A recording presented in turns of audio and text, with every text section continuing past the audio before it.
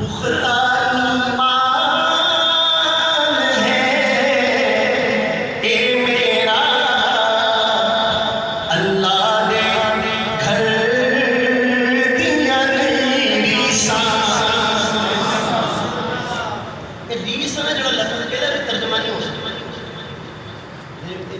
बराबर मिसल, लेकिन जो मज़ा लफ्ज़ रीस में मेरी रीस की थी ਇਹਦਾ मज़ा पंजाबी च इस करके तुसी जदों मैं शेर पूरा करांगा तो तुसी क्या कहना है, नहीं रीस तवज्जो पुख्ता